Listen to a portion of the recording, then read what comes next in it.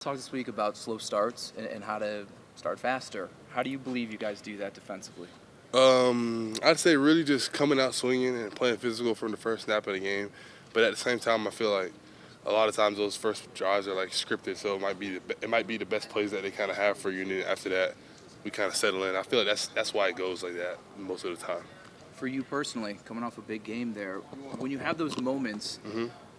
what allows you to pop in those instances? And obviously, everyone wants to get 3 sacks a game, but you know, Yeah. what are the differences in the games when you're getting 3 sacks and 6 QB hits, and then the ones Yeah. that are more just regular? I feel like it's all about just getting in that zone and just kind of catching the flow or the vibe of the game, and you kind of just get a feel for it.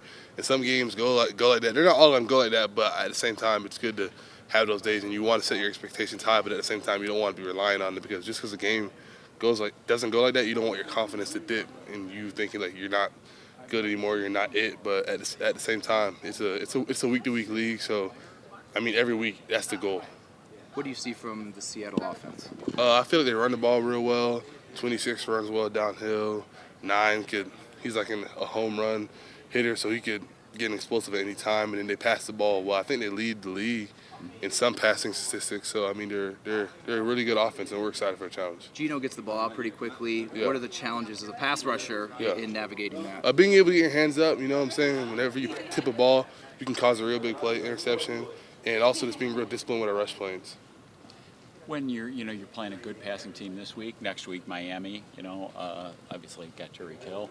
Do you, if you're playing on a lot of too high coverages, obviously it's harder on the front a little bit to defend the run with light backs or defend the run with 6.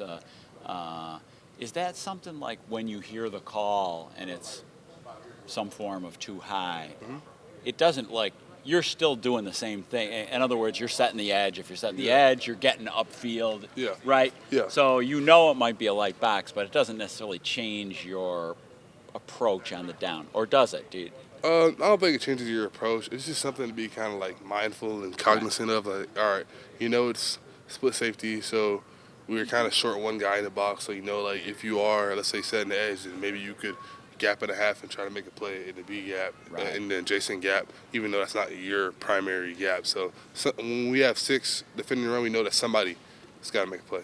Right. I mean, and that's a hard. You guys are pretty good at, like, especially with Daquan and in the middle. You guys are pretty good at stopping the run with the light backs because you're asked to do it. A lot. Yeah, we do it a lot, and it's something that really helps our defense out to be able to stop the run and play split safety. It goes a long way. Right. So Yep.